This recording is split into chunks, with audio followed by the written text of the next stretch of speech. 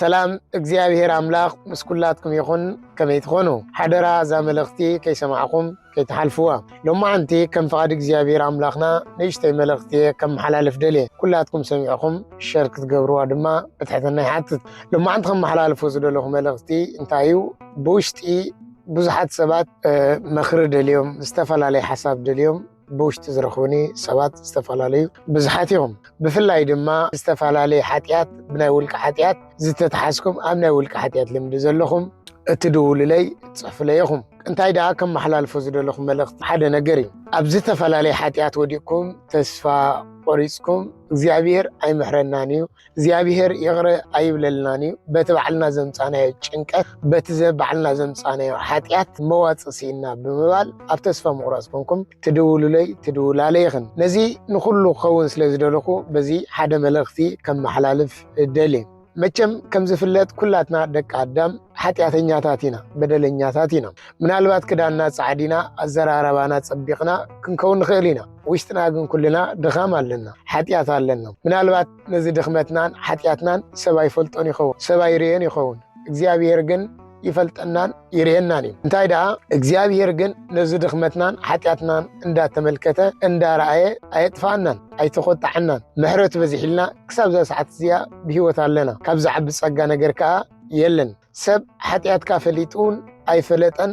ኣብ ዕድሜኻ ዝውስኸልካን ዝቕንሰልካን ወላ ሓደ ነገር የለን እዚ ተረዲና ወላ ሓንቲ ዝውስኸልናን ዘጉድለልና ነገር ከምዚ የለ ፈሊጥና እግዚአብሔር ንውሽጥና ይፈልጦ ምዃኑ ተረዲና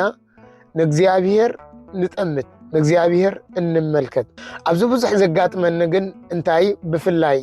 ኣብ ደቂ ኣንስትዮ ኣሕዋትና ማለት እዩ እግዚአብሔር ይቕረ ኣይብለለይን እዩ ባዕለይ ዘምፀኽዎ ኃጢአት እኳ እዩ ባዕለይ ዘምፀኽዎ በደል እኳ እዩ ብምባል ተስፋ ዝቆረጽኪ ጓለይ ተስፋ ዝቆረጽካ ወደይ እዚ መልእኽቲ ዝስማዕ ከምታ ቀደም ኣቢለ ዝበልክዎ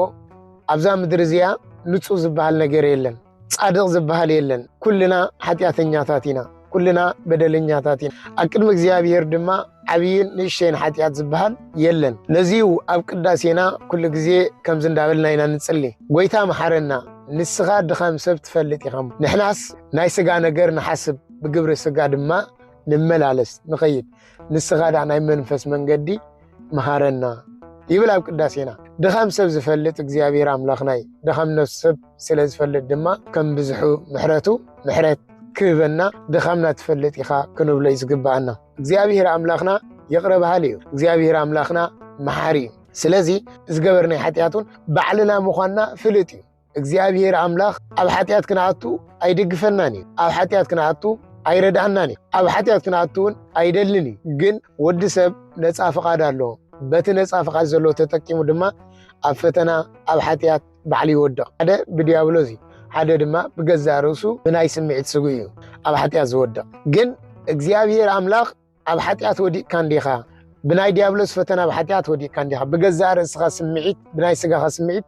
ኣብ ኃጢአት ወዲቕካ እንዲኻ ኣይመሕረካን ግን ኣይብልኒ ከምዚ ተዝኸውን ነይሩ ንጴጥሮስ ይቕረ ክብል ከሎ ይቕረ ይበለሉን ነይሩ ፈጣሪ ከም ምክሓድ ኣይፈልጥን እየ ከም ምባል ዝዓቢ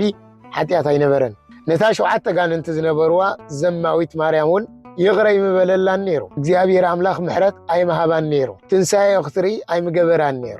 ስለዚ እዚ እንምልከቶ እንታይ እንድሕዳ ኢልና እግዚአብሔር አምላኽ ንምንታይ ኃጢአት ጌርኩም ዘይኮነ ንምንታይ ዘይተመለስኩም ንምንታይ ኣነ ከም ዘንጻኩም ንምንታይ ኣነ ካብ ኃጢአትኩም ከም ዘዕርፈኩም ንምንታይ ኣነ ሰላም ከም ዝበኩም ንምንታይ ኣነ ይቕረ ከም ዝብለልኩም ዘይኣመንኩም ንምንታይ ናባይ ዘይተመለስኩም ተመየጡ ሃቤ ናባይ ተመለሱ እዩ ዝብለና እምበር ኣብ ቅድሚ እግዚአብሔር አምላኽ እቲ ዝኸበደን ዝዓበየን ኃጢአት እንታይ ምዃኑ ትፈልጡ ዶ ኃጢአት ምስራሕና ኣይኮነን ኣብ ኃጢአት መውደቕና ኣይኮነን ኃጢአት ምስራሕ ኣይኮነን ንእግዚአብሔር አምላኽ ዝሕዝኖ እንታይ ዳይ ንእግዚአብሔር አምላኽ ዝሕዝኖ ምስ እንብል